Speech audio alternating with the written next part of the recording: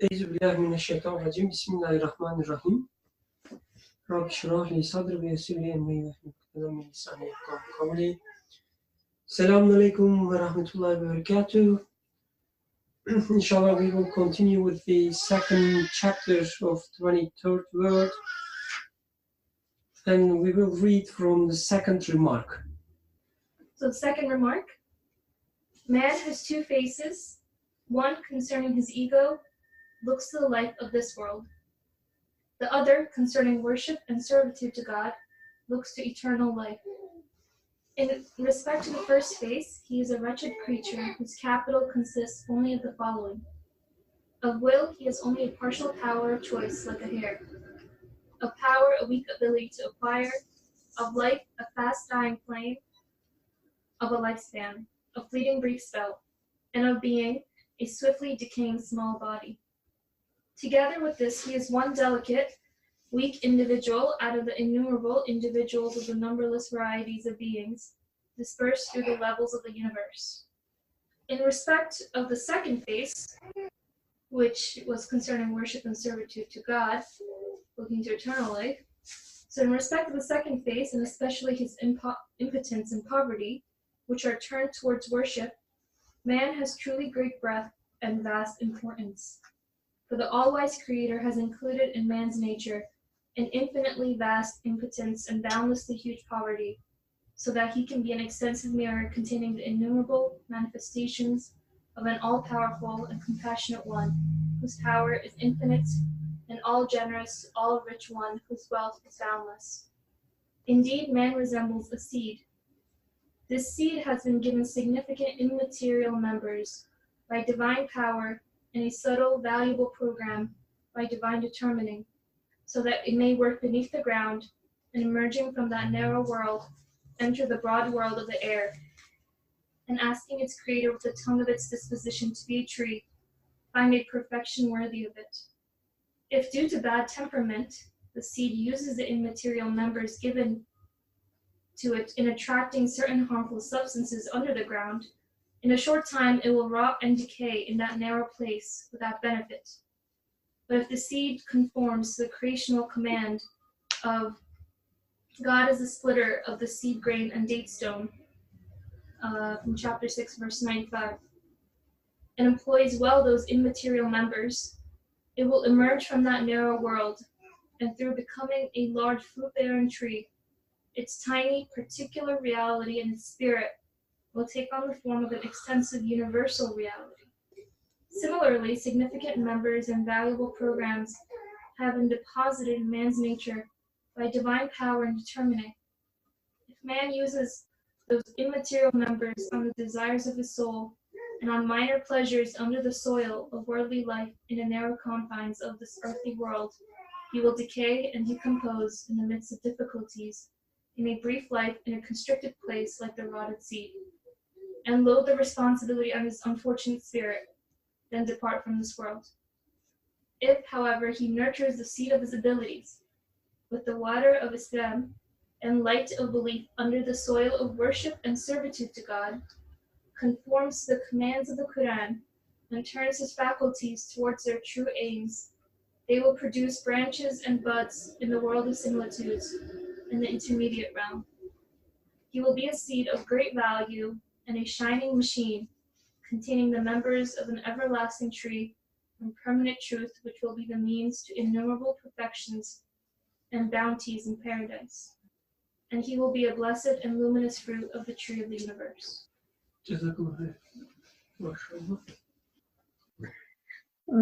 Bismillahirrahmanirrahim. Yes, true progress is to turn the faces of the heart, spirit, intellect, and even the imagination, and other subtle faculties given to man towards eternal life, and for each to be occupied with the particular duty of worship worthy of it. Progress is not as the people of misguidance imagine, to plunge into the life of this world in all its minute details, and in order to taste every sort of pleasure, even the basest, make subject to the evil commanding soul all the subtle faculties and the heart and intellect, and make them assist it. To do this is not progress, it is decline. I saw this fact in a vision which is described in the following comparison. Can you continue? I think he wants to. Okay. I was entering a large town when I looked and saw it was full of large palaces. At the doors of some of these palaces was merrymaking like a brilliant theater. It captured and held everyone's attention and was entertaining them. I looked carefully and saw that the lord of such a palace had come to the door. He was playing with a dog and assisting the merrymaking. The ladies were indulging in sweet conversation with ill-mannered youths. Grown-up girls were organizing the children's games, and the doorkeeper had taken the role of directing the others. I then realized that the inside of the huge palace was completely empty. Its refined duties all remained undone. The morals of its inhabitants had declined so that they had taken on these roles at the door. I passed on until I came to another large palace. I saw that there was a faithful dog stretched out at the door and a stern and taciturn doorkeeper. It had an undistinguished appearance. I was curious. Why was the other the way it was, and this palace like this? I went inside. Then I saw that the inside was very merry. Apartment over apartment, the people of the palace were busy with their different refined duties. The men in the first apartment were overseeing the administration and running of the palace. In the apartment over that, girls were teaching the children. Above that, the ladies were occupied with fine arts and beautiful embroideries. And on the top floor, the lord was exchanging news with the king and was busy with his own elevated duties in order to maintain the people's tranquility and his own attainments and progress. They did not stop me since I was not visible to them, and I was able to wander around. Then I came out and looked around. Everywhere in the town were these two sorts of palaces. I asked about this, and they told me, the palaces where there's merrymaking at the door and whose insides are empty belong to the foremost of the unbelievers and people of misguidance. The others belong to honorable Muslim notables. Then, in one corner, I came across a palace on which was written my name, Said. I was curious. I looked more closely, and as though saw my image on it. Calling out in utter bewilderment, I came to my senses and awoke. And now I shall interpret this vision for you. May God cause a good to come of it. The town was human social life and the city of man's civilization. Each of the palaces was a human being. The people of the palaces were the subtle faculties in men, like the eyes, ears, heart, inner heart, spirit, intellect, and things like the soul and caprice, and powers of lust and anger. Each of man's faculties has a different duty of worship, and different pleasures and pains. The soul and caprice and powers of lust and anger are like the doorkeeper and the dog.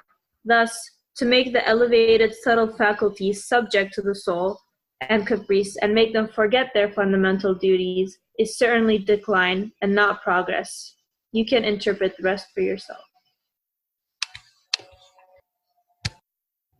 Jazakallah khair. So let's start from the beginning to discuss why the... Okay, I was trying to give the duty of moderation to someone else.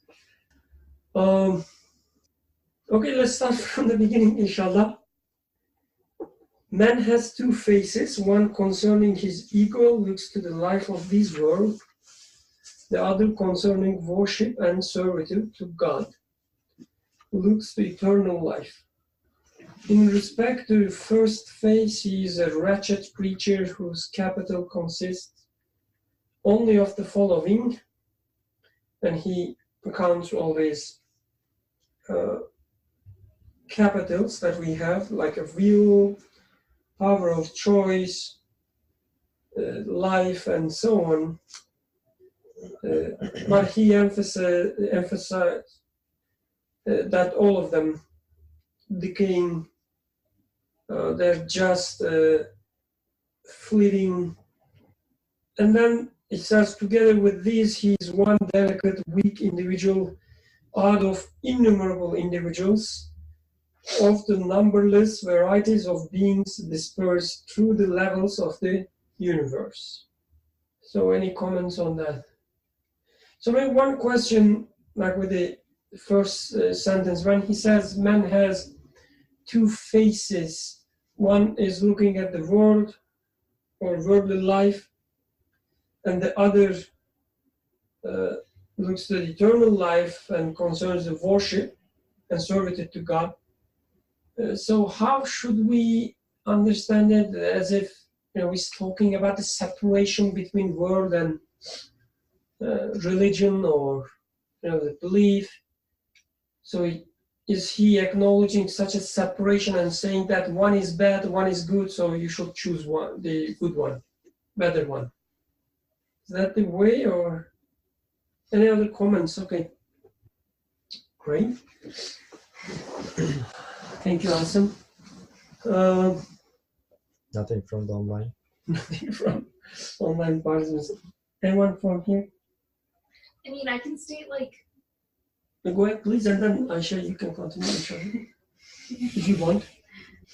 it's nothing new, but like we usually talk about how in the things that I interact with or experience, if I connect them to their source of existence, I'm also connecting it thereby to an eternal source and one who can meet my needs eternally. So there's an aspect of things that always looks to eternity. So this doesn't mean that there's a clear dichotomy between worldly life and eternal or religious life, but that within my daily experiences, I can make secure my own existence by recognizing my needs and recognizing the absolute eternal source that can meet those needs. Aisha, would you like to add anything? Okay. Mohammed Said, please go ahead. Assalamu alaikum. Human ego and the other aspect that the author is mentioning, looking to the creator. I understand it from my experience that the existence, including my existence, is going to be used for itself or for something that is not itself. And this is the question that opens up or has a reality, has a validity with human condition, with human capacity. So the first sentence of this chapter tells me that the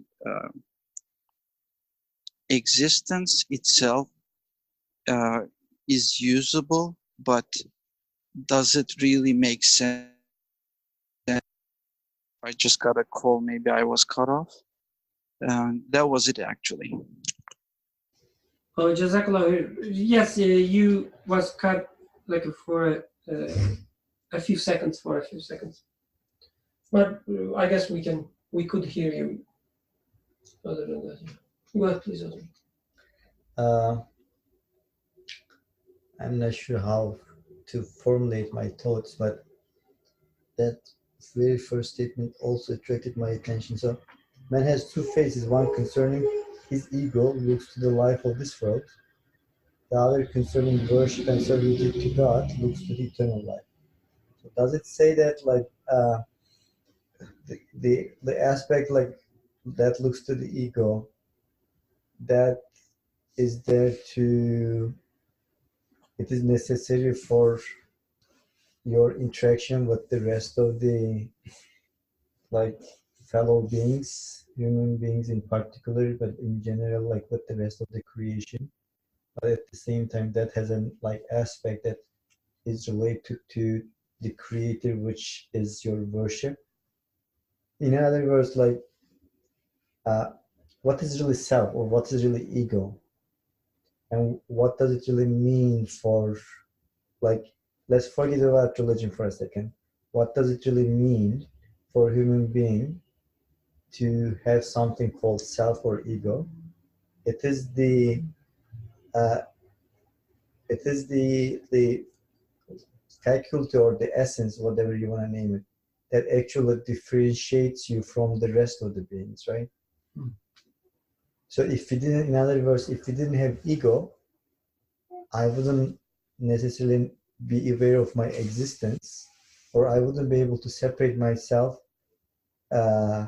from, let's say, this wall.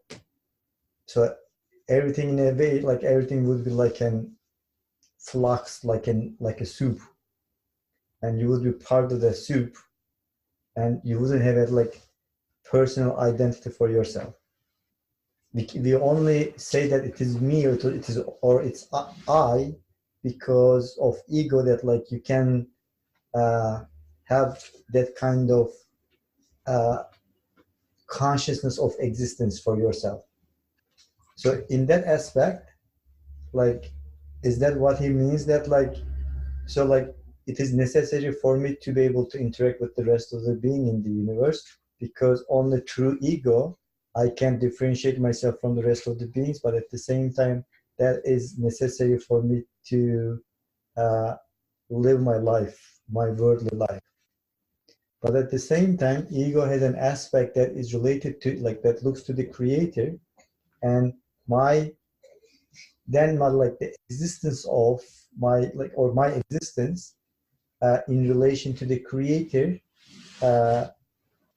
the function of ego there to understand my creator and establish a relationship, that like worship, which is essentially, that's what it is, like establish a relationship that will be your worship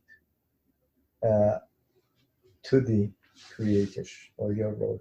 So you're saying your ego is being essential for your relationship with your creator?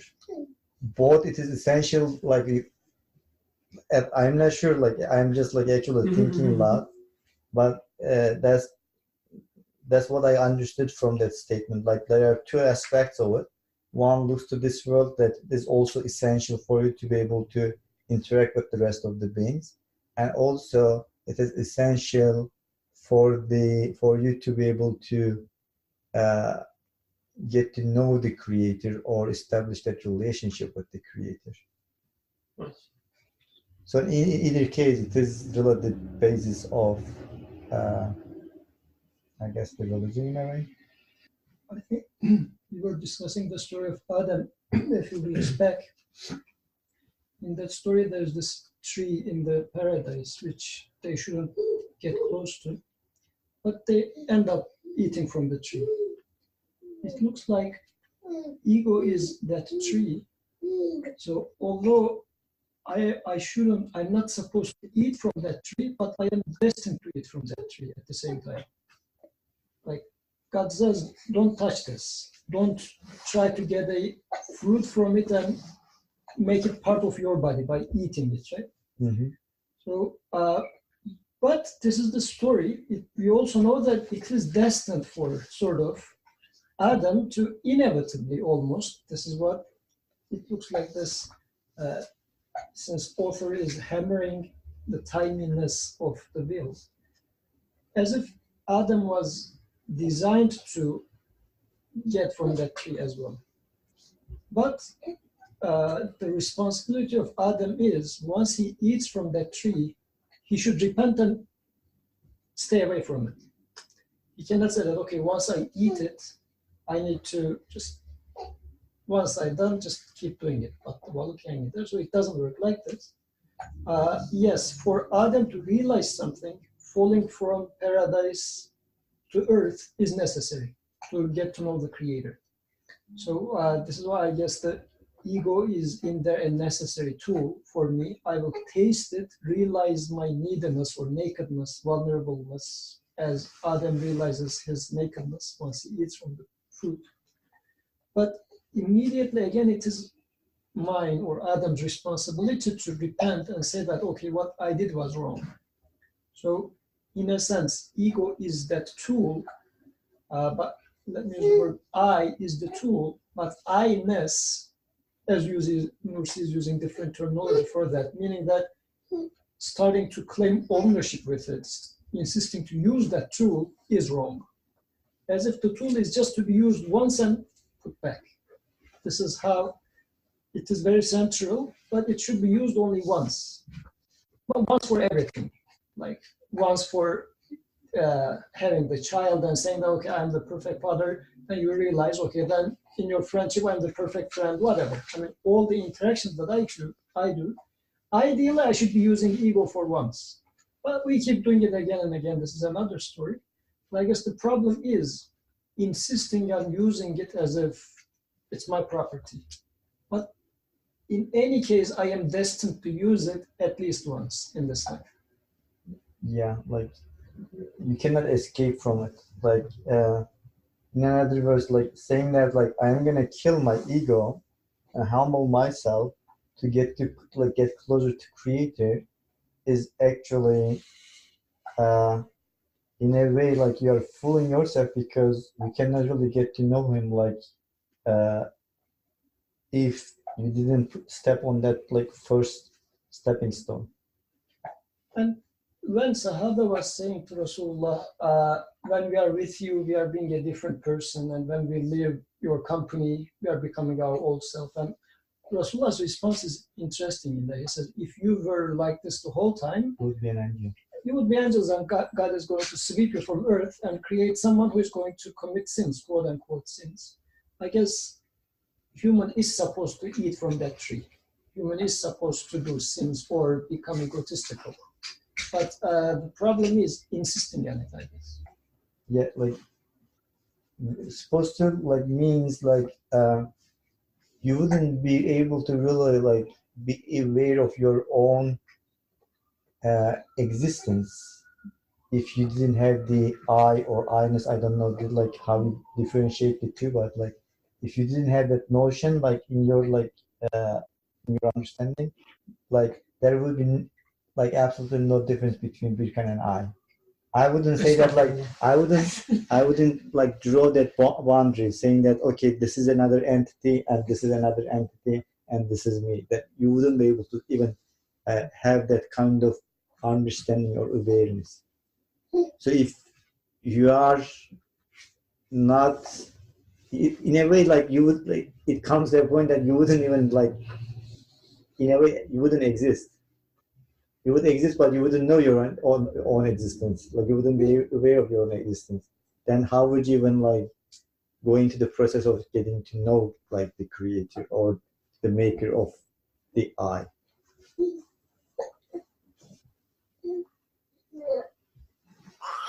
I have one thing to say about this paragraph, but before that, Azmu made a lot of claims, philosophical claims about I, self, and so on. If there are some people, some students of philosophy who want to correct him, Abdurrahman first, go ahead. Nothing about the philosophy, but it's not my place. You are intimidating us. I think the I that you are talking about is not this I, because here he says concerning his ego looks to the life of this world, and then the other concerning worship and servitude to God looks to eternal life. The I that you're speaking of, where you even have self-conscious, I think, and then versus the ego here, I think they're different things. I think in both of them you need to have some self-awareness. I think here in concerning his ego, this is more about like eating from the tree, or having an ego in the sense that you claim ownership over things, or you think you're independent. Like you don't see the dependency between yourself and the Creator, and you try to act alone. Or in that kind of mindset. And the other one, and coming to all the way to the first point we were talking about, are these two different things. At first I was thinking, you need to have both of them, but I think actually just the second one alone is enough, because the only way you can worship and have servitude to God is by living with consciousness. So you still live in this world, it's just the perspective you take is not one that you are independent, but Rather, you are aware of your dependency to your Creator. That's all I have to say. There was a lot of, like a condensed. Alhamdulillah. Any other thoughts from online participants? Someone from here? Zainab? So the way I read the first paragraph, it's very plain. I'm almost taking some of these words literally. I was also looking at the Turkish version. So the way I read the first few sentences is that man has two faces, like literally two faces. Okay, I'm not saying that has two faces, but all I see is hair on your back, like back of your head. He says like we have two faces looking at two different directions, like we are looking at different directions.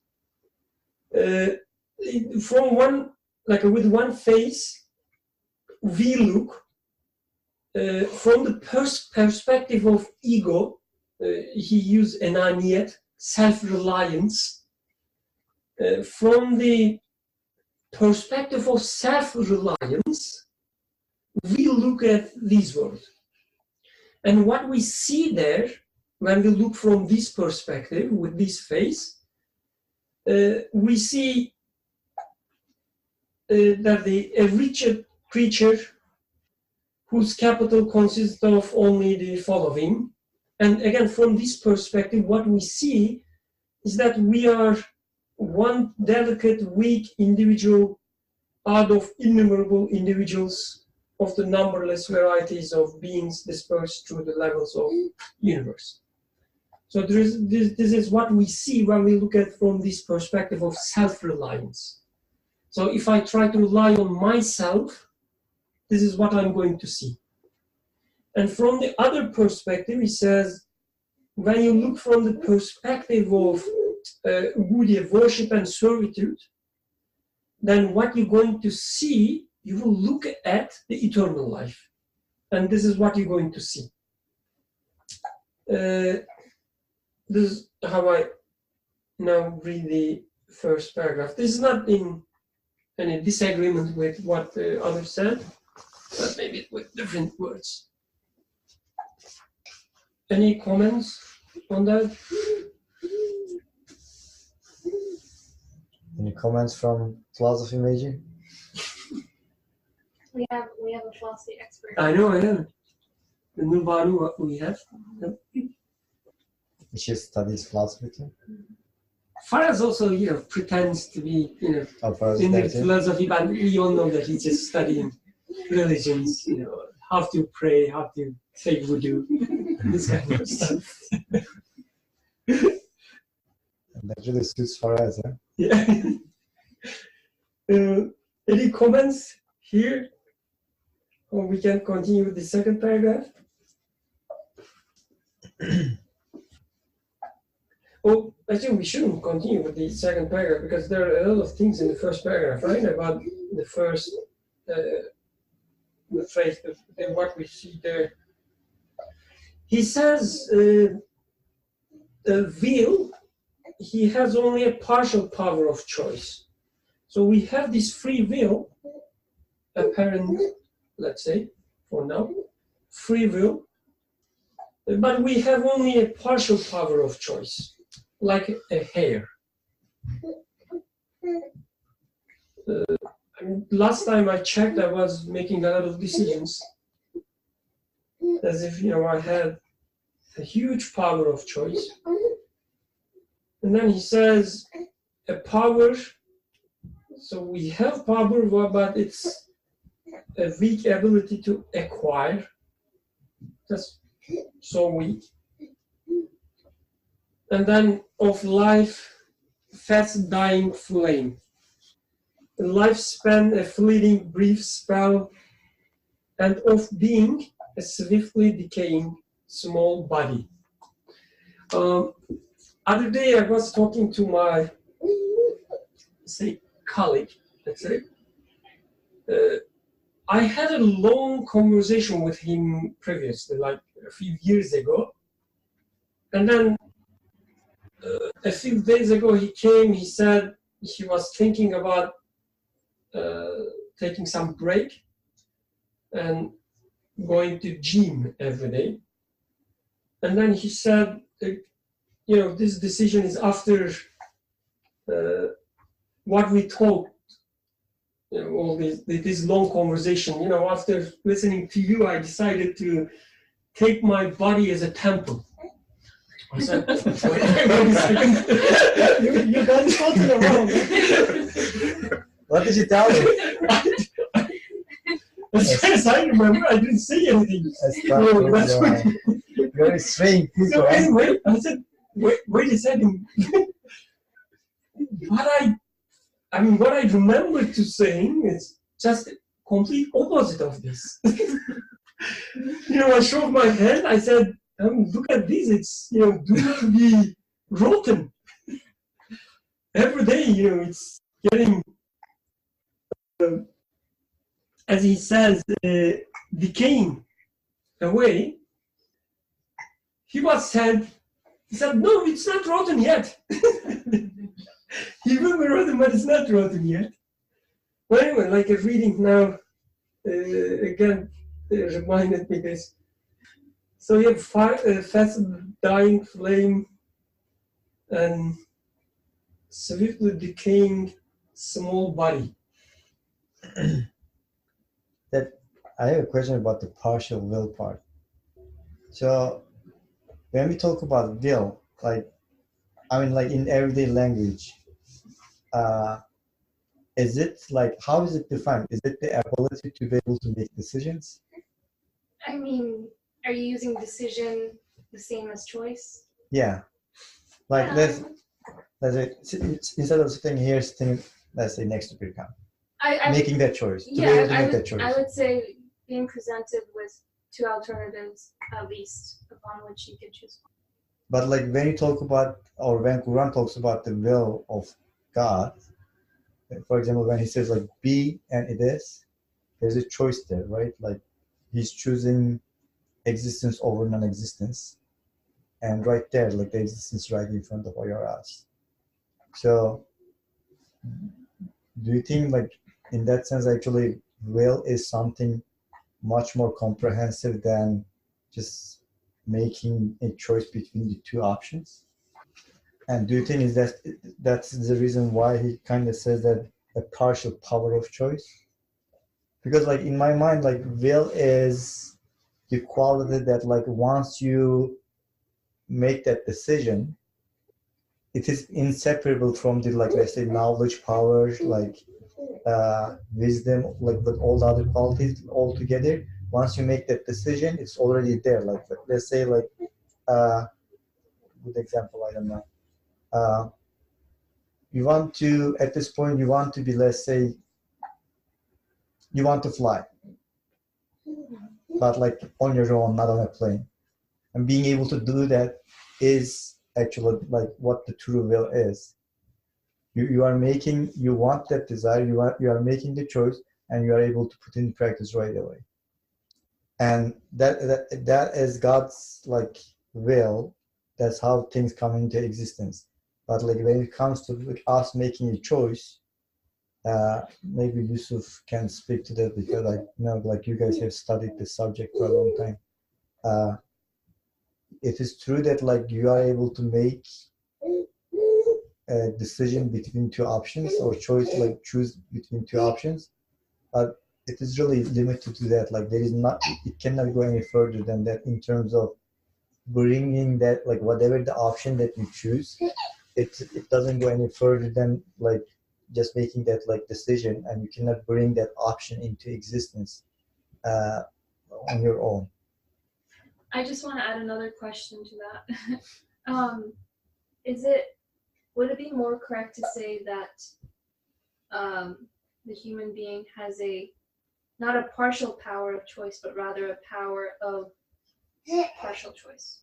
So that the choices are limited, but the power to choose amongst those options is not restricted or inhibited.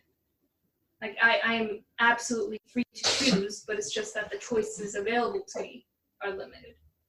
Because the phrasing of this makes it sound as though my will itself, or the freedom in it, at least my understanding of the freedom in it, seems partial, and I don't think that would. I think that would be right. Does that make sense? It makes sense grammatically, everything. I mean, okay, I can clarify it.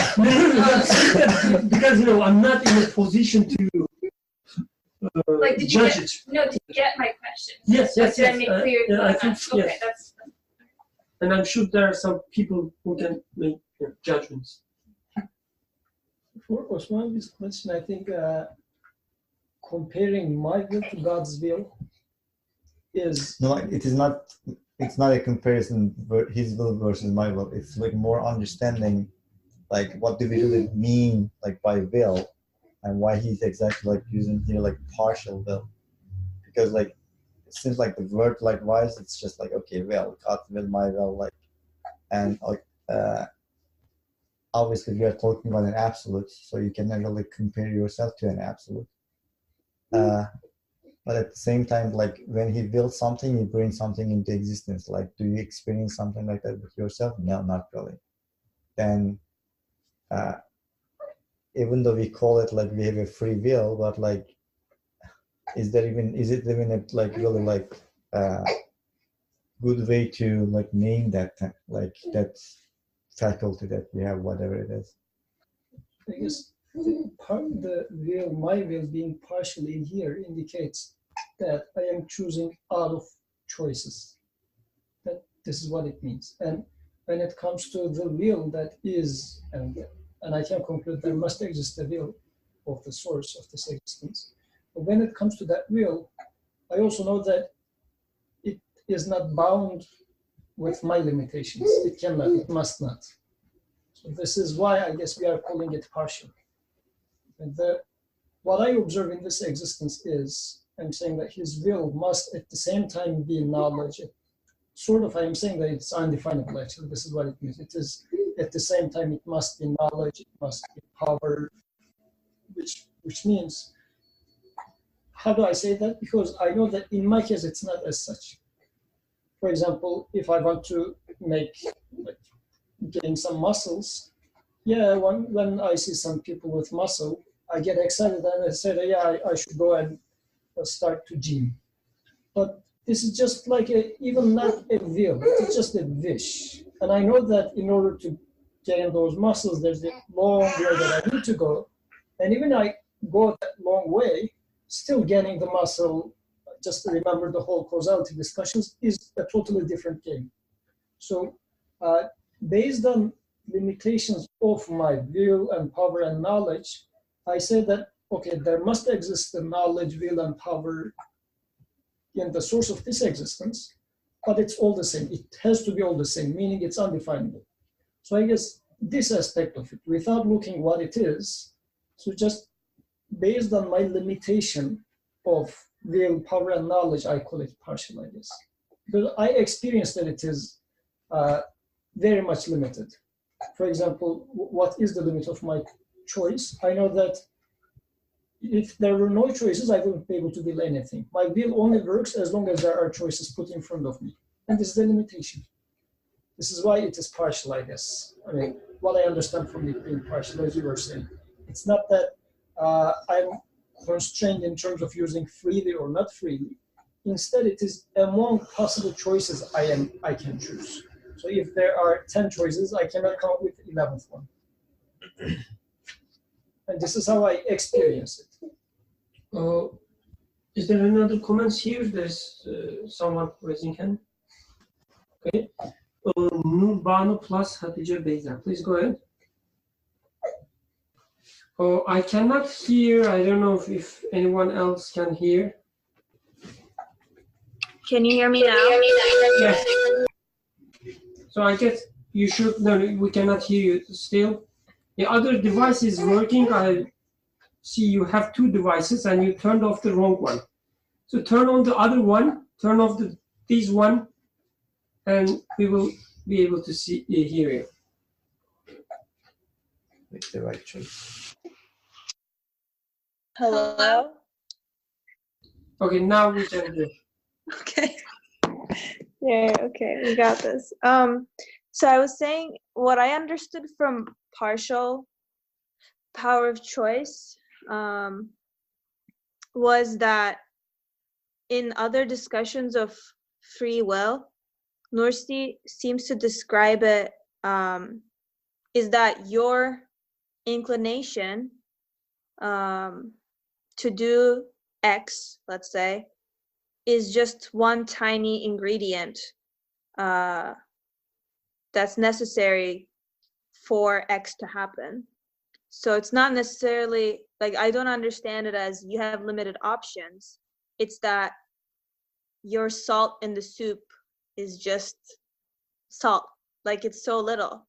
So when you say you're free, you actually just have the power to make a choice internally, but you don't have any power to generate or create something in the world. And you guys might have read this already many times, but the example he has with the ship and the like people who work in the ship, there's one guy, he's supposed to be like the navigator, and one day out at sea he doesn't do his job and the ship gets lost, and they say like, you didn't do your job, so we got lost. And then the next time they go out, he does his job, and then he says, oh, okay, like, since I did my job and we got to the right destination, I should get all the credit. So I think like this example is a good demonstration of when we misattribute this kind of power or what free will means. So the way I understand it, choice here and it being partial is like your ability, or like our ability to make a choice. Let's say I'm gonna sit next to Hatice Beyza, is just a part of the entire picture, or it's just one person in the ship of so many people working together. So I will or I incline, and it's this partial ingredient, and God or our creator brings about the rest of whatever is necessary. And you guys already mentioned the knowledge, power, life thing. So when I read partial power of choice, I don't read it as we have limited choices. I understand it as our choice is just a partial part of the like picture or of what I experienced. Hope that makes sense. That was very helpful. Thank you, Nurbana. I'm wondering if anyone knows whether Nursi makes a distinction between will and inclination or tendency. If there's a difference between the two, or if he's using them interchangeably. He says the gist of human will is tendency. I guess this is how he is putting it. He uses two different words for will when it comes to human and the creator, if it helps. Mm. So with human, it's always ihtiyar. With God, it's irade. He doesn't use juzi irade or juzi, or let's say partial will. It says partial ihtiyar if you translate it as inclination rather. I mean, I'm asking because people can be created with certain tendencies that then seems to inhibit how much freedom they have in making a choice if they're already predisposed towards a certain manner. But I don't know if that's... So, Nurbanu plus Hatice Beyza, did you just raise your hand or is it was from before? Or let's say, go ahead if you like to say something. They say it's okay. Any other comments? For this last point, people having some predisposed tendencies to somewhere, I guess I feel like I am predisposed to eat from that tree, for example.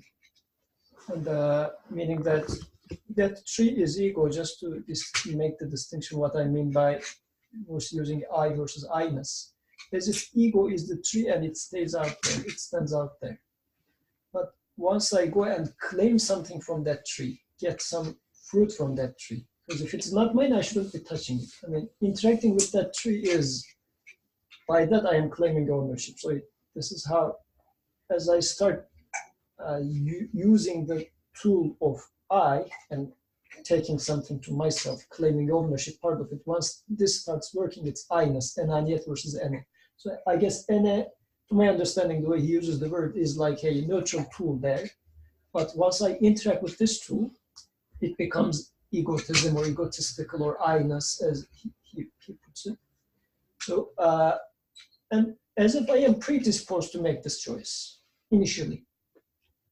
But there, my real choice comes into picture as far as I sense. This is based on just sense. So I don't know if I can make a logical claim about this, but the way I feel about it, I sense it is, now I have the choice to either say that I did wrong, I wronged myself and step back, or stay there.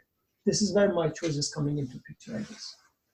And for every person, this tendency might be in different ways. For some of them, it might be overprotective with the child, or overprotective with the school, or with the car, whatever. Everybody has a different inclination to something, claiming ownership over something different. But so everybody's quote-unquote test is being different in this sense. Somebody is being trained or tested, whichever word you like, with a different tendency. But at the end, still the real training is in my use of my choice to either repent meaning confirm or affirm that, yes, I wronged myself, or not to say that and say that, oh, no, nothing is wrong in here. You misguided me. Because in the story, Adam and Satan, Iblis are the two archetypes for this. One of them says, I wronged myself, the other one says, you wronged me. So this is where the choice is happening. I think, like, based on this clarification, then, like, it is, I think I would agree that you are bound to use the I, but I'm not sure if it is okay to say that you are predestined to practice your free will to have the I-ness. Because based on what you are saying, I think I-ness is a matter of choice, because you have the I, and you can use in two ways. You can either claim ownership over the things and like live with that kind of understanding, or at the same time, which is like what I-ness refers to, right? Or you can realize that you can realize the impotence, poverty, and like all the things that he like mentioned in the first paragraph, and understand that those are just like the reflection of another source in the I is another choice. So in that sense, like, yes, you are bound to use the I, but at the same time, I don't think if you say you are predestined to the I-ness, then that's already taking the choice away. Then you cannot speak of the free will at all, because that's where, like, as far as I understand, that's where the free will truly exercised, making that like those two different interpretations. And in the domain of story, my understanding is Adam practiced free will when he said, I wronged myself. The free will, I mean, again, this is just speculating based on the story, but eating the fruit or approaching the tree was as if this is how Adam was designed to. He was designed to fall for Satan's trick. He would be angels don't, but Adam was. Oh, I see what you're saying. But Adam's choice was, once he was tricked, so is he going to say that I wronged myself? Or is he going to say, no, everything is normal? But again, I mean, this is just, I don't know how to logically argue that, because it's a very tiny thing. If you would like to put choice before or after, I guess it's pretty much a speculative. Another comment was Nurbanu plus Hatice Beyza raised their hand. Maybe we should find an acronym for them. It's taking too long time. Go ahead, please. Can you guys hear me? Oh, yes, Hello? we do. Yes, we do. Okay. I wanted to go back to Aishin's question actually, because she asked what would we do about being created with certain predispositions or something along those lines. But it seems to me that it's embedded in the nature of creation, or like the nature of being created, that we're created with qualities. So nothing is created in a vacuum. Even things that are not alive, technically, like a stone, we can say, or a rock, has a predisposition or a created property or quality that's sustained, that's making it stay solid. Or it's like it's being sustained as a solid, but you could say that's its disposition, that, or its quality that's being given to it by its creator. And it seems to me that these two paragraphs we're focusing on is precisely about this.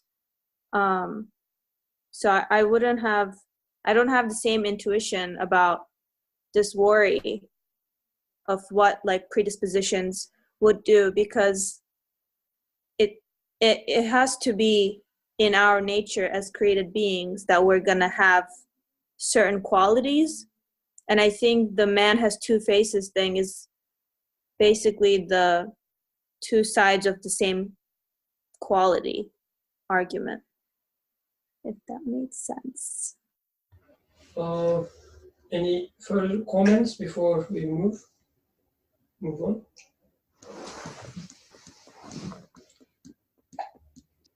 Okay, then he starts talking about the other phase. Let me read it, a nice paragraph.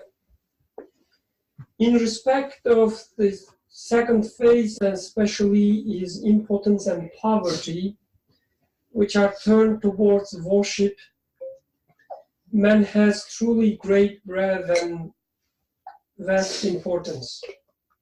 For the all-wise Creator has included in man's nature an infinitely vast impotence and boundlessly huge poverty. So that, this part is interesting, so that he can be an extensive mirror containing the innumerable manifestations of an all-powerful and compassionate one, whose power is infinite, and all generous, all rich one, whose wealth is boundless. So he's talking about the good phase of the man, good side of the man, and he talks about impotence and poverty. And then he explains that this is something great because you have this impotence and poverty so that you can be an extensive mirror to all the innumerable manifestations of all powerful and compassionate one. Any comments or maybe explanations of this interesting part? I think he makes it. I think he like in these two paragraphs, he does a very important job of reconciling two different realities, right? One of this, the human being as this impotent, weak, decaying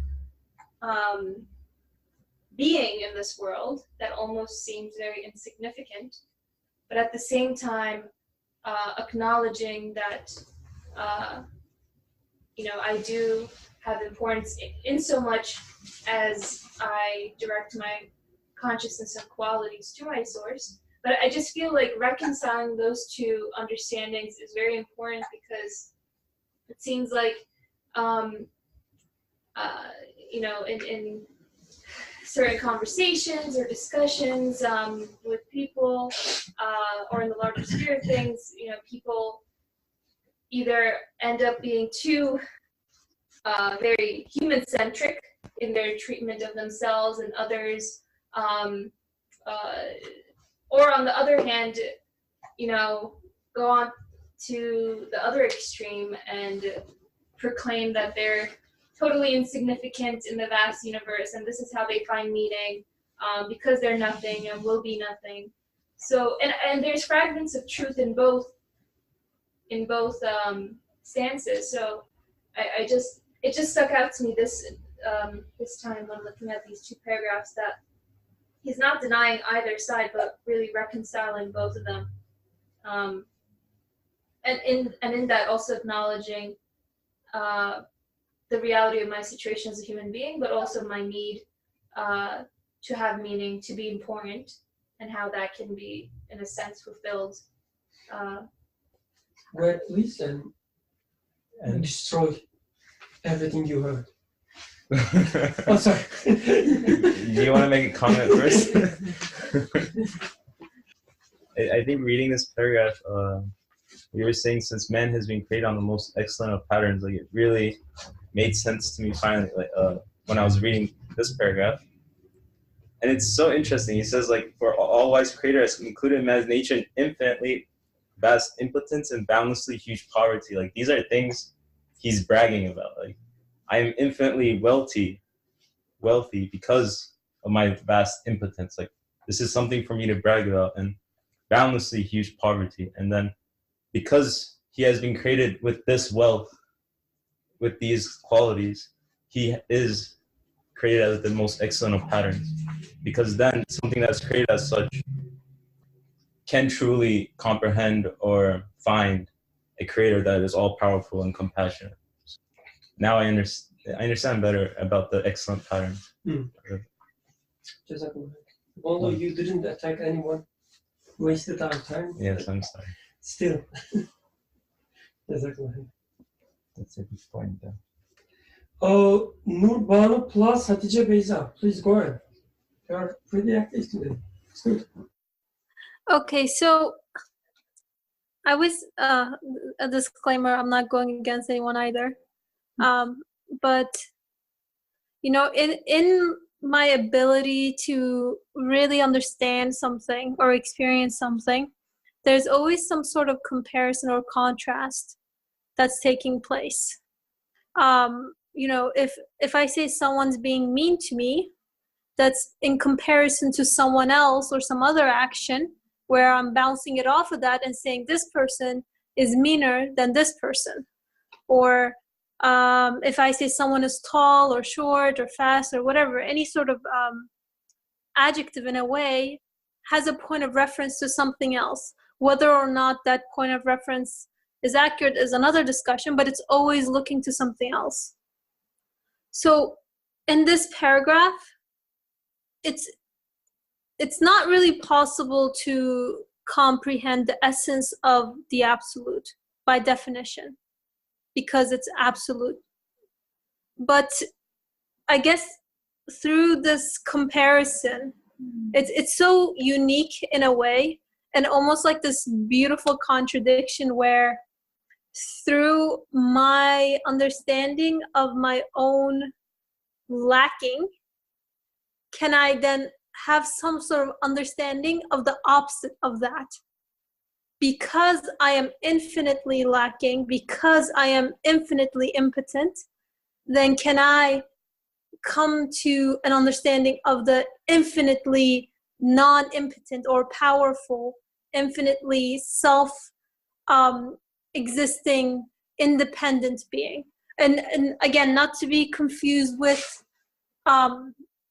like comprehending the essence of something, but rather being able to, by locating my own location on this existential sphere, I'm kind of able to see like what it looks to. And those two aspects, the absolute and the nothing, if you will, they look to each other in the sense that only through the nothing can I really have some sort of idea of the absolute, or even of nothing.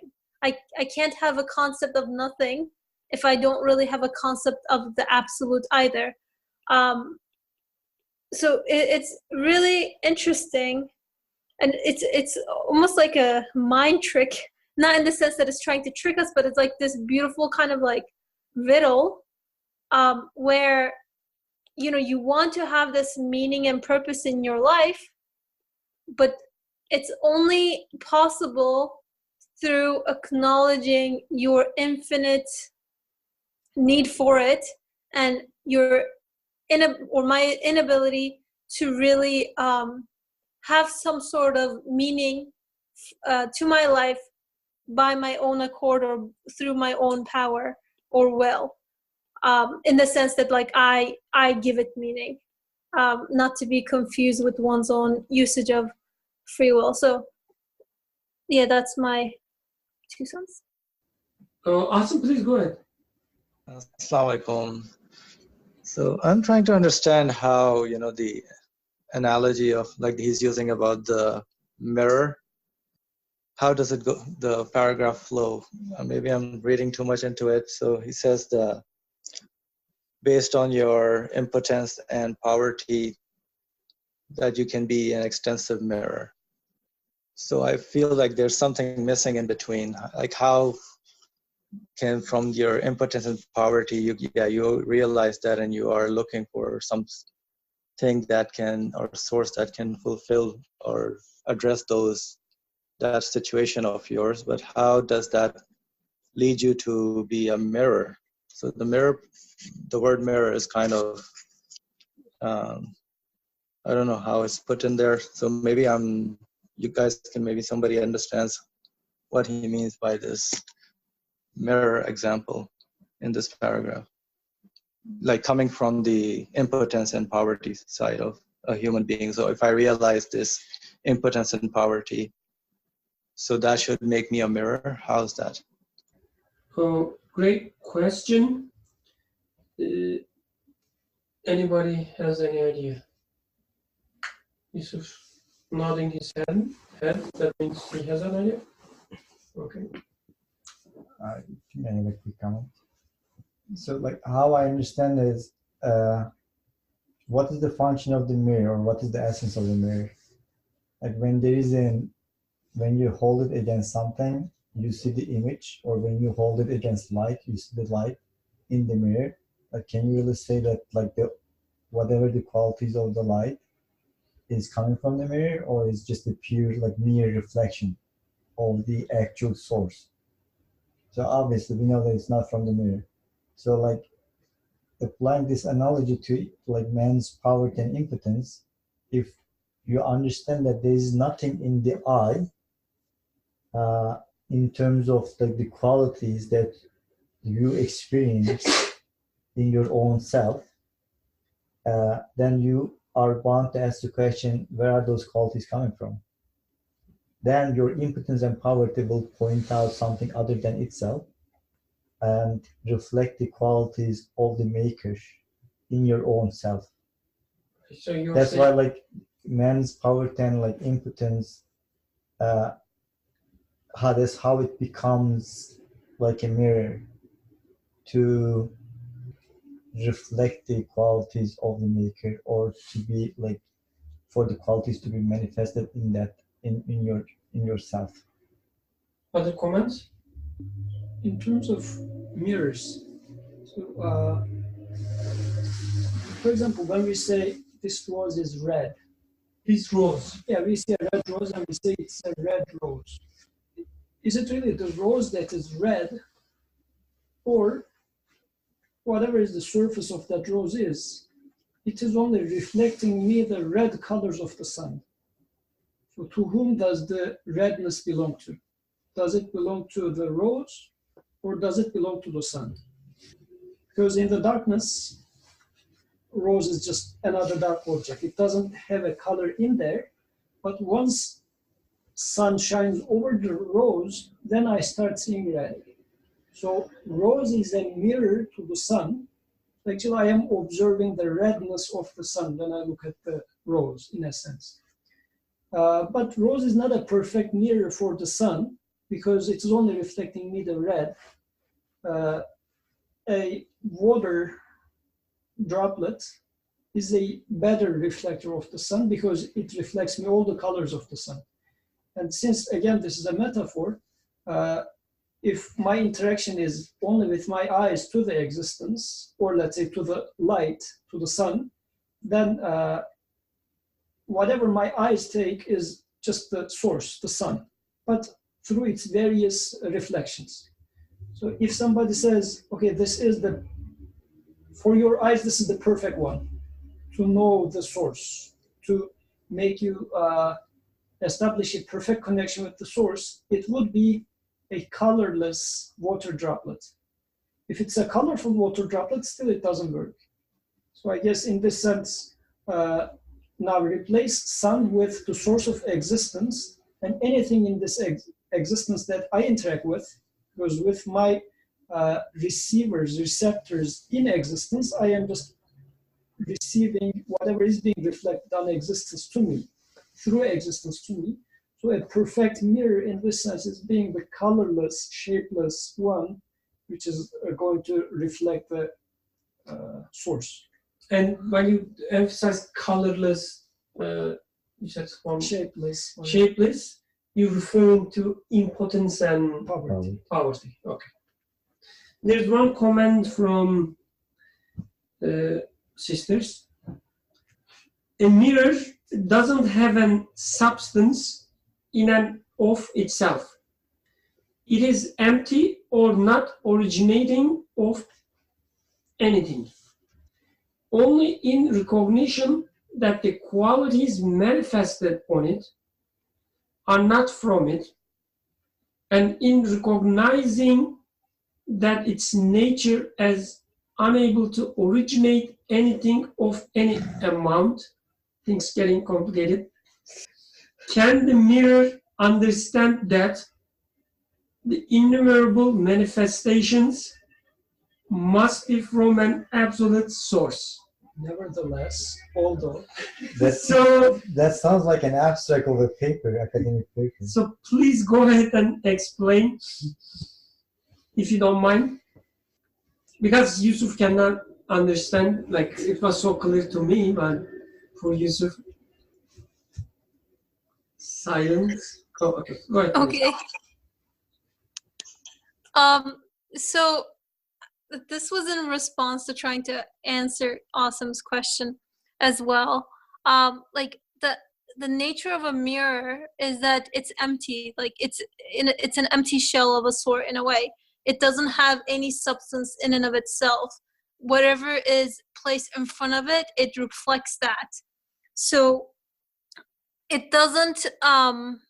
It's not an originator of anything. Rather, it is a at best, you can say it's a reflector, and by definition of being a mirror. But again, the mirror may be dirty, and that's another case.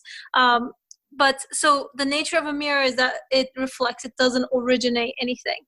So with in one's recognition that in one's recognition of their nature as a mirror, which consists of not being able to originate, and that all the qualities on it must be originated somewhere else, then because of this opposites contrasting that I was talking about earlier, then these manifested qualities must be originated from, or must be originating from, an absolute source.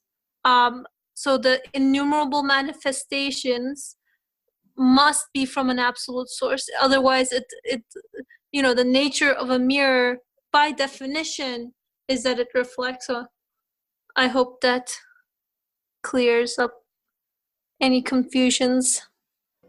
Jazakallah khair. So, any other comments on that part? Or maybe, Asim, if you'd like to, reiterate the question, or if it is answered, if you think, appreciate the answers. Go ahead, please. Yeah, thank you. Appreciate all the answers. That's very good. So I was, I'm thinking also about how he says, going from realizing your impotence and your poverty, that you should be a mirror, that you can be a mirror.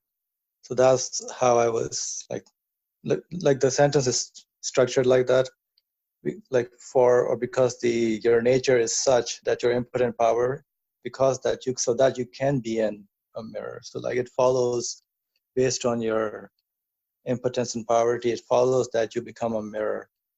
But now I realize that because of this infinite impotence and poverty, you need to become a conscious mirror. So realizing that all these qualities, as was mentioned, in your being, based on that they are not yours, first of all, so they are all given. And that's how when you start using them or realizing them, that there are these qualities, then these become the innumerable manifestations that they are given to you from an absolute source. So that's how I took it now. Jazakallah khair. Any other comments? Maybe one point that I can add. So I guess we can also read this paragraph as he's trying to explain the impotence and the poverty that we experience in our life and putting them into their proper place. Like we get hungry, right? I need to be loved. I need to be taken care of by someone. Zainab, for instance, like the poor child requires like two full-time employee. Poor mother. Sorry? Poor mother, not poor child. Okay. Poor child needs two full-time employees, although she doesn't pay them much, to take care of her. Right? Yeah, just smiling. He's showing her tongue. Well, anyway, otherwise she will die. May Allah prevent. But she's so needy. And it doesn't change when you get older. You just, your needs, names are different, but you are still so needy. You need your friends, you need your loved ones, you need for food, you need air, whatever, all these things. So you are a needy creature. And the question is, have to make sense of them. Why I have all these needs. And beyond these physical needs, you have even more immaterial needs. Why we have these needs. So for instance, one explanation would be these biological, evolutionary, whatever explanations would tell you. Why are you pointing at? No, I wasn't pointing to anyone. I was actually pointing to like the empty space, just to be safe. No, seriously, like I was pointing there. Anyway, all these kind of explanations would say, these are just weaknesses, like in the real sense. That we don't need them. If we can, use our technology or maybe develop further, maybe evolve further, we should get rid of them. But they're there because our brain is bigger than the other animals. Not bigger, but anyway, has some features which is better than other animals, and this requires more power. So we have to eat more. And we have to socialize, otherwise, our body is so weak, we don't have fur, for instance, compared to other animals. So we have to heat up our places. Therefore, we need, other people, so on and so forth. These kind of explanations. Demoting all these weaknesses, all these needs, defining them as something with the help of our technology and developments should be, somehow taken care of.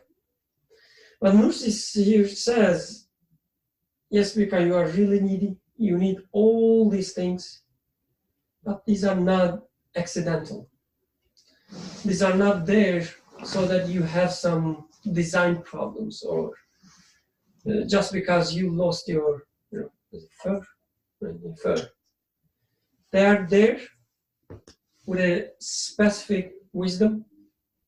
Every single need of yours, material, immaterial, was put there with by the all-wise one, so that through them you can experience some names and then reflect them.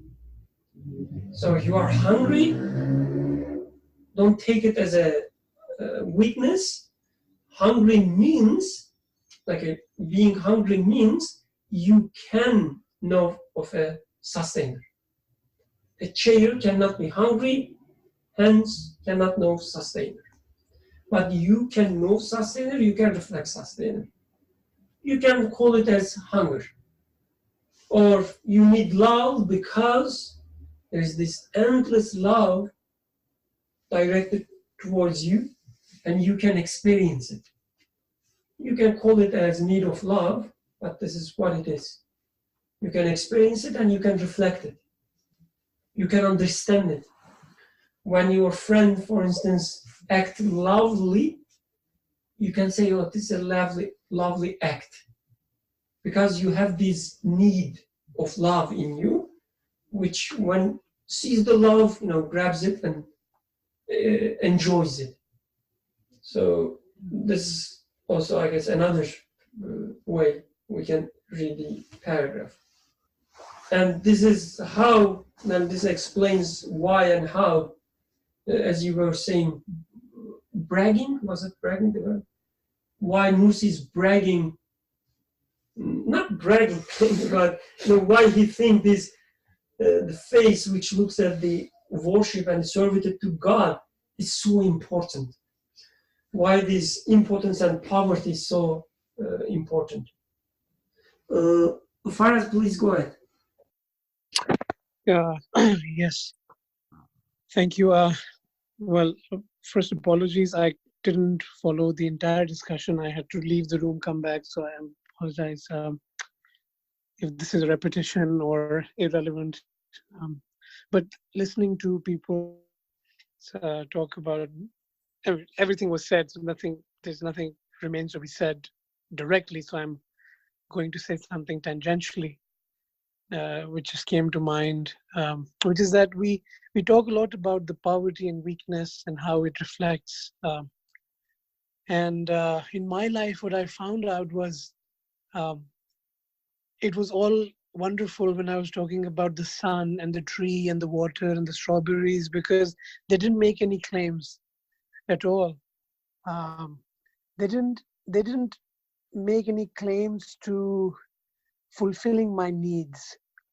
They didn't want to share from me. I was just giving them,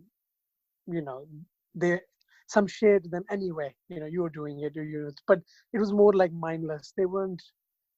But the real implication of this realization that we are having here is in the realm of human relationships. That is how we live in the world with other human beings.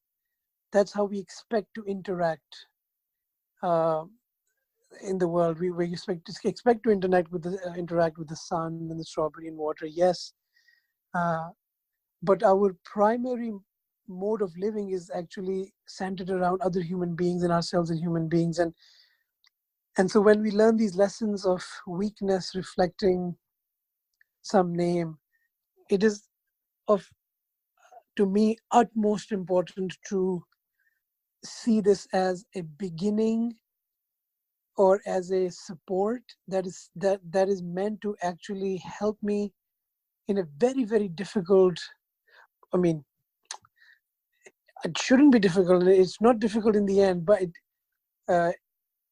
one has to say it's difficult so one's ready for or one doesn't feel complacent. But it's not easy in human relationships to acknowledge our weaknesses and vulnerabilities, because suddenly there's people who have claims, or we think have claims, or we in our relationships we have claims and entitlements and expectations and we forget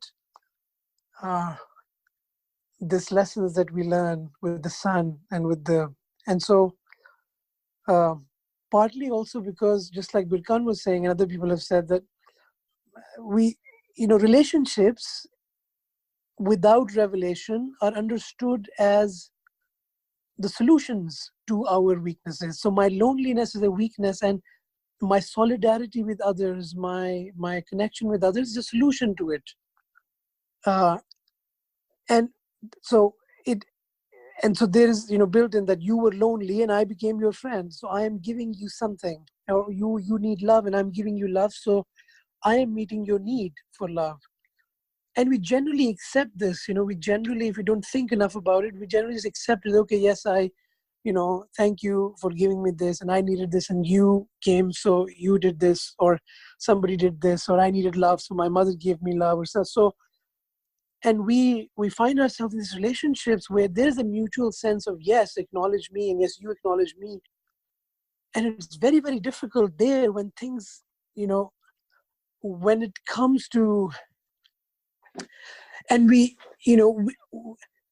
make this weakness into like a whip or a club in our hand, where when somebody's asking something of us, and then strategically we bring up this argument that, well, you are not the owner of this, so don't ask, don't expect this from me. And so we have to be very careful that we don't turn this truth into something like an instrument in our hand with which we continue to live sort of in an ugly way, where we don't find that actually we need to establish that in human relationships, our dependencies are themselves signs. So yes, we are dependent. Yes, I'm depending. I'm in this dependence relationship with the world, not only the sun, not only water, but emotions, which manifests in relationships with other beings. And that is where the truths of this claim that I'm a mirror, which is, really just, it's a choice that I will have to make in every single instance that it's a metaphor for La ilaha. If somebody says, where in the Quran it says mirror, like it never says human being is a mirror. This is very un-Quranic. And from a very literal perspective, yeah. At the same time, if there's anything that human beings are supposed to learn in the Quran, is La ilaha. And this is one metaphor to express the Arabic term La ilaha, mirror. There are other ways, but this is one interesting, accessible way where you can express that truth, and I try to remind myself of it in human relationships. Anyway, that's what I just came to me, that I have found in my life exceedingly difficult and exceedingly sort of found myself disappointed when not exceedingly disappointed, I shouldn't exaggerate, but that there was actual effort involved in translating this metaphor of the mirror to context of my life where it actually mattered, where it actually made a difference, with your child or your spouse or your mother or your father or your friend or any number of these, other human relationships where we are weak and we are tied with others, and through others, things are coming to us. And so we are not the only ones in that relation, and how other people of that relationship are understanding the relationship either becomes a help or becomes a real problem, because so you really have to not only maintain your perspective, you have to be so comfortable, and you have to find it so joyful and beautiful that you are not moved from it, even if, you know, the whole world is turned against you and trying to attribute something to a cause, especially in the form of human beings, and to not react angrily and to not, how shall we say, fall into that as if it's something about me. And to keep that perspective of the mirror and to act like one in those human relationships where, and then also being, by being that mirror, that's sort of the compassionate way of existing in the world, because others who are suffering from the burdens of these insecurities, my father, for example, he really wants to know that he's a good father, that he didn't fail us, and he didn't, just because he lost all his businesses and lost his job, and he had to, we had to go through this or that struggle, and that all of that this is not.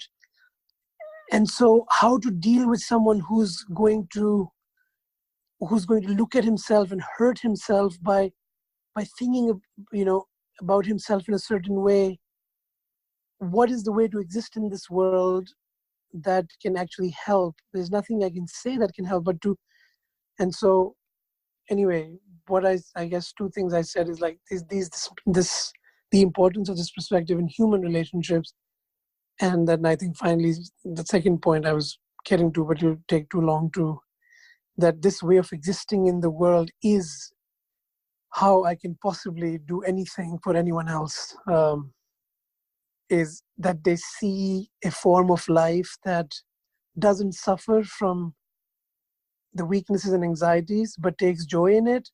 And to exist in that way is sort of, if you want to say, your message to the world, your message to anyone who has contact with you. So, yeah, sorry about the tangential comment, but everything else was said. So maybe this was also said, but that's what came to me. So thank you.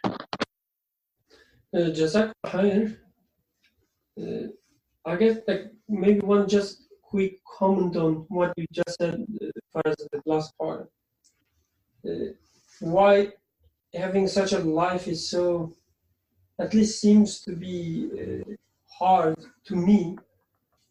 I guess one thing is, if everyone lives such a life, but just acting as mirrors, enjoying their weaknesses, but also being conscious, being aware that I, Birkan, cannot also provide anything to them.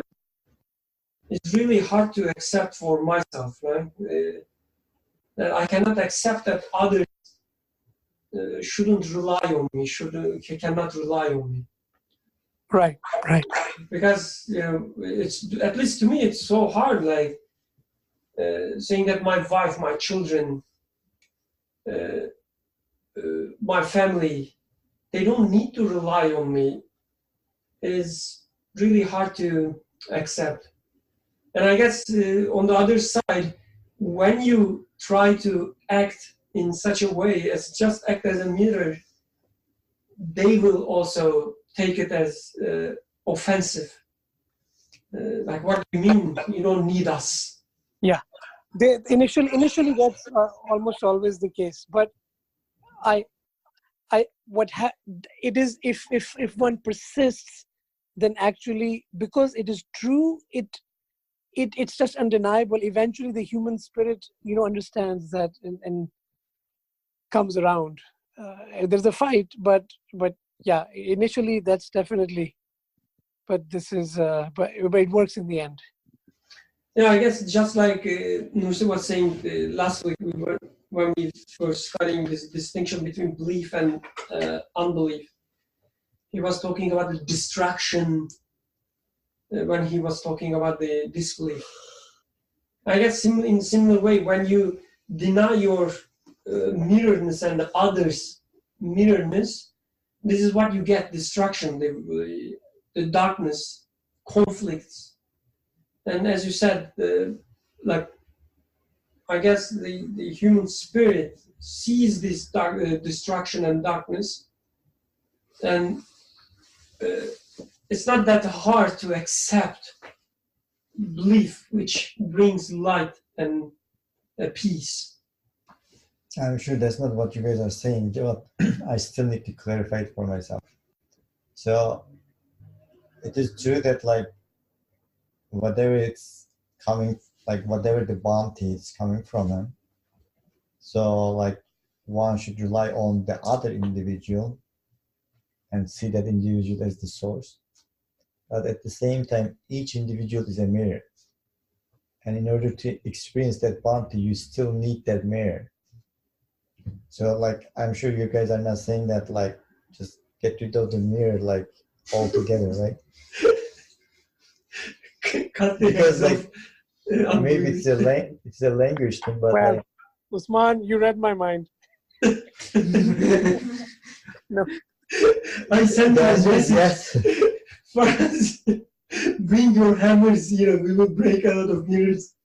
It is important because there is really a fine line between putting the belief in God in practice, but at the same time being appreciative to the people or the things around us, because only through those we are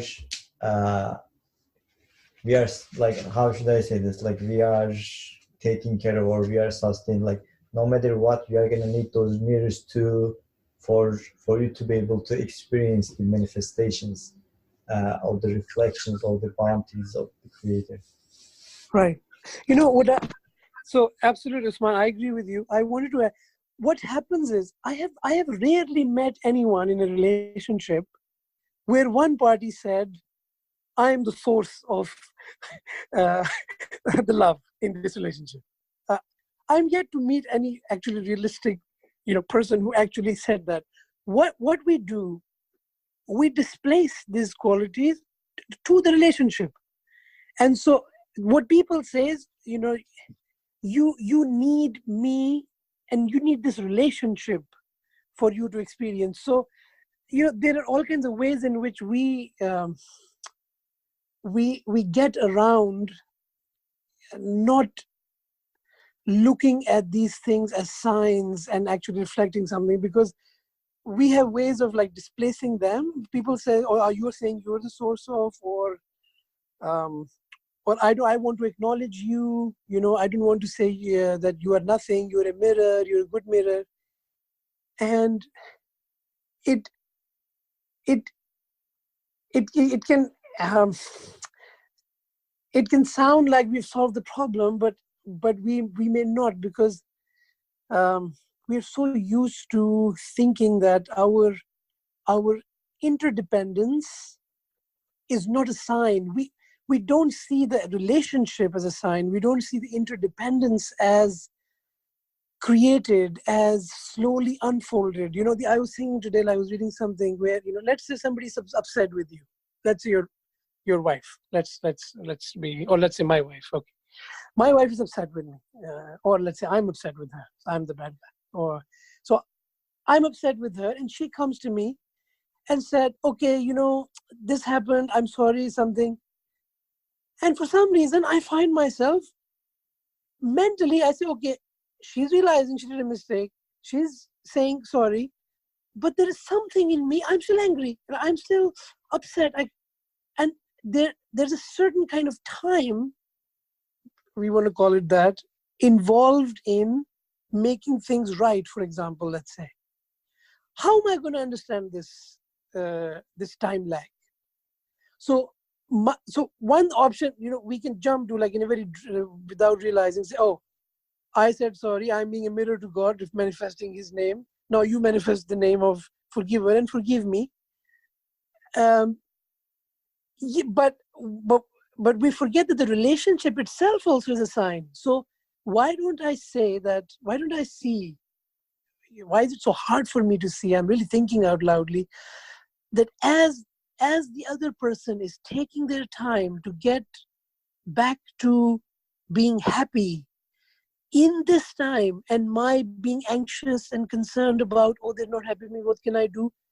This is the slow unfolding of this relationship for a reason, so that I can see God's mercy. So I have time to see that there is mercy manifest here, there is compassion manifest here, forgiveness manifest here in this relationship.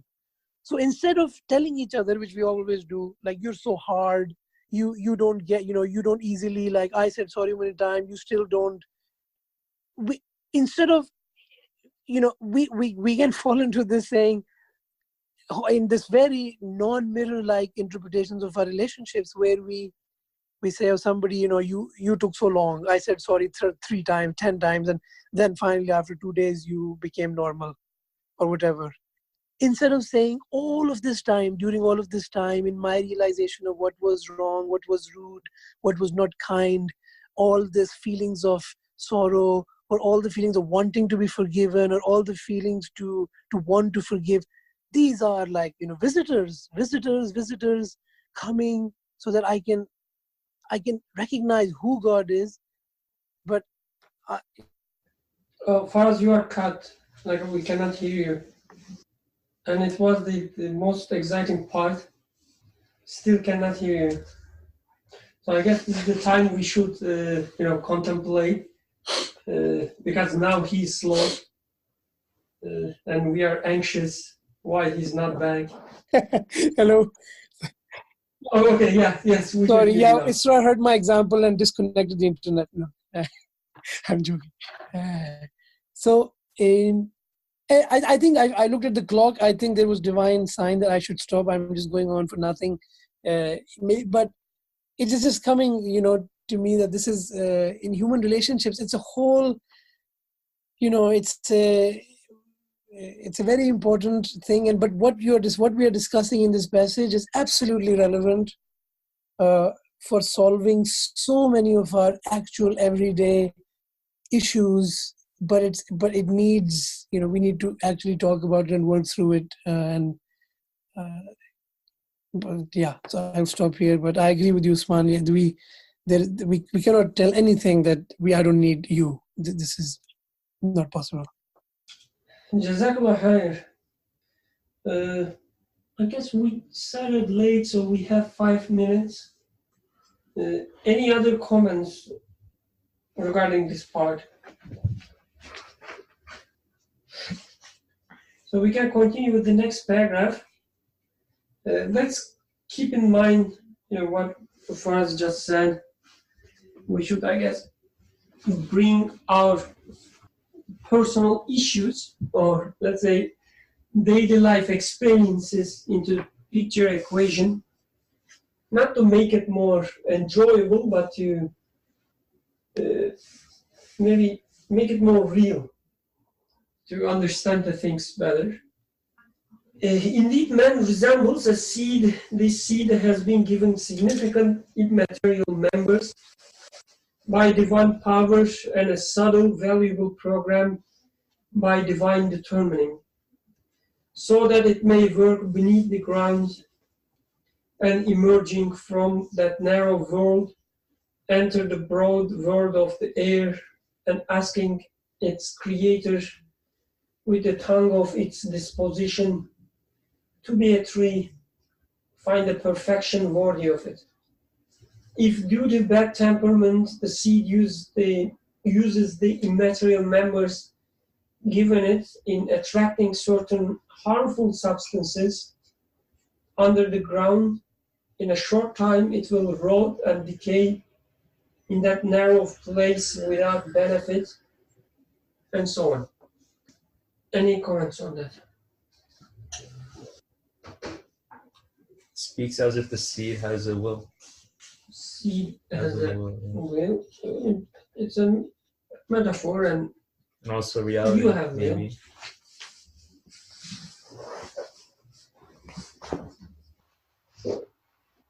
Is everyone clear with the example? No need to discussion. How can we relate? Don't you know that?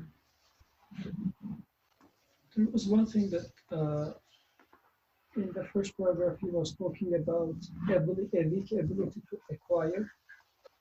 In this third paragraph, he is also talking about human is given like this seed, given a program, and a lot of has been given significant immaterial members by divine power, and a subtle value program by divine determining.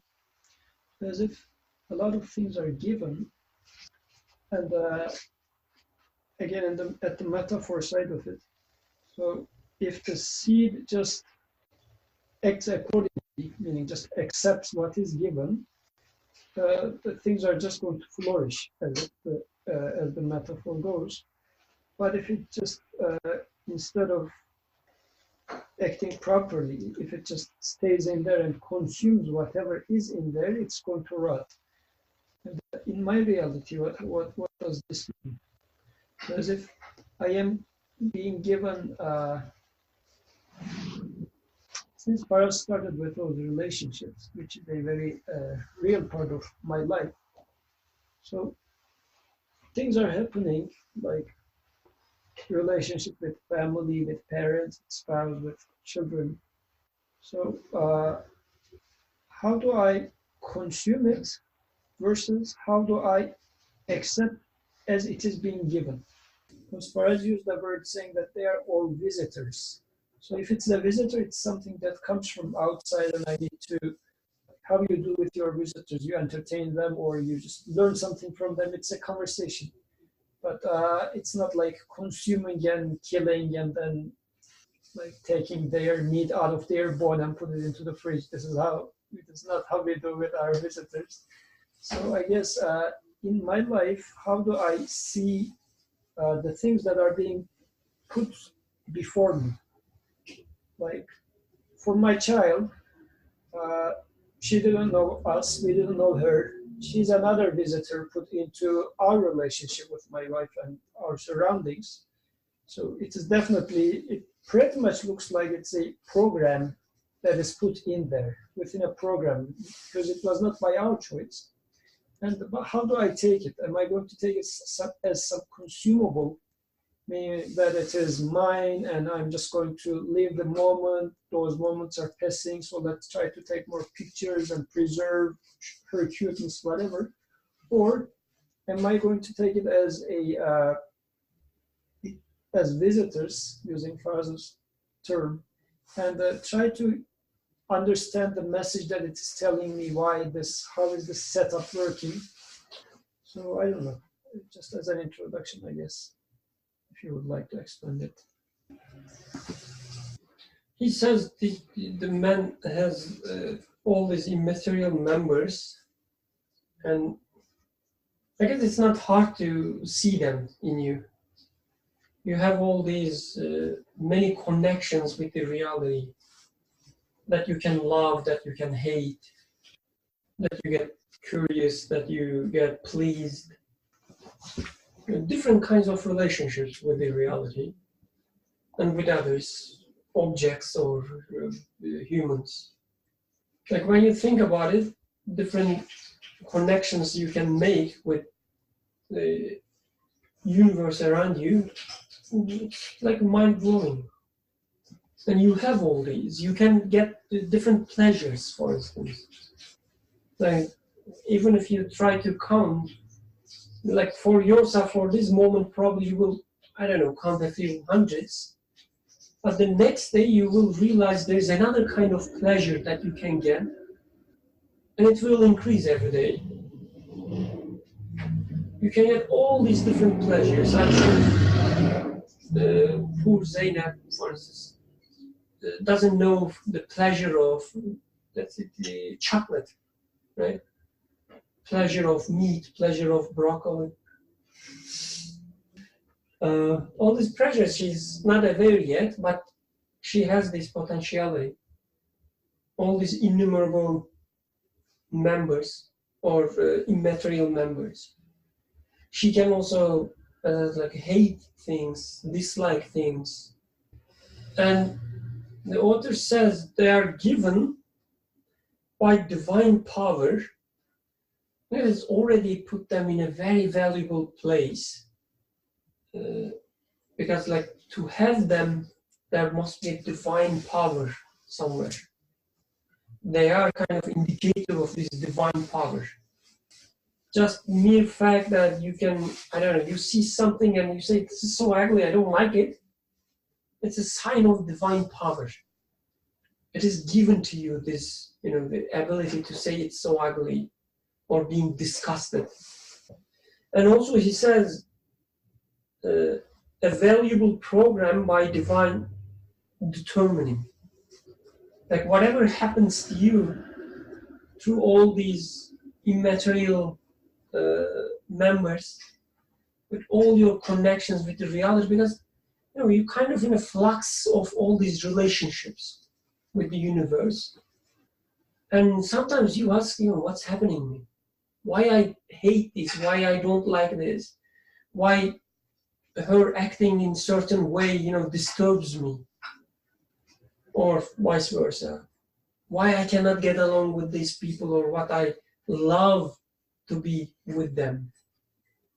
It becomes even, you know, more interesting when you think about all these cultures. Like some people think one color is offensive, and other people think, you know, group of people thinks it's something about their nation, whatever, source of pride. So everything seems so arbitrary, so seems, I don't know, out of purpose most of the time. But he says, no, they are given by divine determining. There is a wisdom there, there is a choice there. And then he talks about how you work through these immaterial members. You use them, you utilize them in a proper way. And then he talks about your desire to become the tree. Like you always find yourself confined